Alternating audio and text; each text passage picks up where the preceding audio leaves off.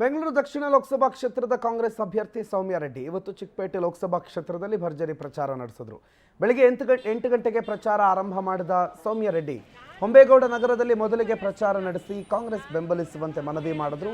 ಹಾಗೆ ಚಿನ್ನಯ್ಯನಪಾಳ್ಯ, ನಾರಾಯಣಪುರ ಸರ್ಕಲ್, ಸೋಮೇಶ್ವರ ನಗರ arch, Gundappa layout, Siddapura, Vinoba ನಗರ, ಸುಧಾಮನಗರ ಸೇರಿ ಹಲವು ಭಾಗಗಳಲ್ಲಿ ಪ್ರಚಾರ ನಡೆಸಿ ಮತಯಾಚಿಸಿದರು. ಈ ಸಂದರ್ಭದಲ್ಲಿ ಅಲ್ಲಿನ ಸ್ಥಳೀಯರು ಸರ್ಕಾರದ ಗ್ಯಾರಂಟಿ ನಮಗೆ ತಲುಪಿದೆ, ನಮ್ಮ ಮತ ನಿಮಗೆ ಗ್ಯಾರಂಟಿ ಅಂತಂದ್ರು.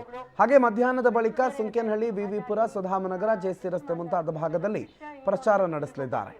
ಎಲ್ಲ ನಮ್ಮ ಯೂತ್ ಕಾಂಗ್ರೆಸ್ ಅವರು ಬಂದಿದ್ದಾರೆ, ಆನಂದ್ ಅವರು, ಎಲ್ಲ ನಮ್ಮ ಮುಖಂಡರು, ಮಹಿಳಾ ಕಾಂಗ್ರೆಸ್ ಅವರು, NSY ಅವರು. ಇನ್ನು ನಮ್ಮ ಪ್ರತಿನಿಧಿ ಸಚಿವ ರಾಮಲಿಂಗಾರೆಡ್ಡಿ ಅವರ ಜೊತೆಗೆ ಚಿಟ್ಚಾಟ್ ನಡೆಸಿದ್ದಾರೆ, ಬನ್ನಿ ನೋಡೋಣ. ಗುಡಿ ಕ್ಷೇತ್ರದಲ್ಲಿ ಸೌಮ್ಯ ರೆಡ್ಡಿ ಪರ ದೊಡ್ಡ ಮಟ್ಟಿಗೆ ಪ್ರಚಾರ ಆಗ್ತಾ ಇದೆ, ರ್ಯಾಲಿ ಕೂಡ ಆಗ್ತಾ ಇದೆ. ಹೀಗಾಗಿ ನಮ್ಮೊಂದಿಗೆ ಮಾತಾಡ್ಲಿಕ್ಕೆ ಸಚಿವ ರಾಮಲಿಂಗಾರೆಡ್ಡಿ ಅವರಿದ್ದಾರೆ.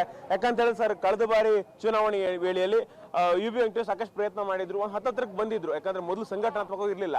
UB ವೆಂಕಟೇಶ್ ಅವರು ಬಂದ ಮೇಲೆ ಸಂಘಟನಾತ್ಮಕವಾಗಿ ಸ್ಟ್ರಾಂಗ್ ಆಗಿದೆ, ಸಾಕಷ್ಟು ವಿಚಾರಗಳಿದೆ. ಸರ್, ಈ ಬಾರಿ ಬಸವನಗುಡಿ ಜನತೆಗೆ ಏನ್ ಭರವಸೆ ಕೊಡ್ತೀರಿ ಅಂತ?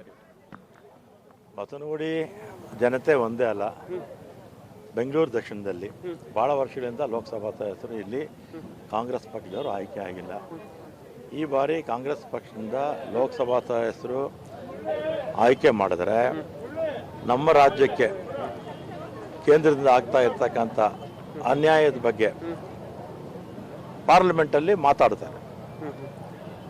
ಈಗ ಉದಾಹರಣೆಗೆ 236 ತಾಲೂಕು ನಮ್ಮ ರಾಜ್ಯದಲ್ಲಿ ಬರ ಬಂದಿದೆ, ಬರಪೀಡಿತ ಘೋಷಣೆ ಆಯಿತು. 223 ತಾಲೂಕು 236ರಲ್ಲಿ ಯಾರಾದರೂ MP ಮಾತಾಡಲೇ ಇಲ್ಲ. ರೈತರ ಬಗ್ಗೆ ಇವರಿಗೆ ಹಿತಾಸಕ್ತಿ ಇವ್ರಿಗೆ ಬೇಕಾಗಿಲ್ಲ ಇವರಿಗೆ.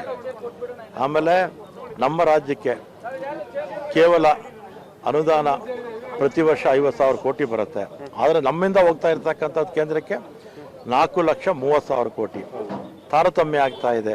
ಹೆಚ್ಚಿನ ಹಣ ಕೊಡಬೇಕು ಅಂತ ನಮ್ಮ ರಾಜ್ಯದ ಒತ್ತಾಯ. ಯಾವ ಲೋಕಸಭಾ ಸದಸ್ಯರು BJPಯವರು ಇದ್ರ ಬಗ್ಗೆ ಮಾತಾಡೋದಿಲ್ಲ. ಇಲ್ಲಿ ಕಾಂಗ್ರೆಸ್ ಅಭ್ಯರ್ಥಿ ಹೋಗಿ ಪಾರ್ಲಿಮೆಂಟ್ಗೆ ಹೋದರೆ ಇದ್ರ ಬಗ್ಗೆ ಮಾತಾಡ್ತಾರೆ.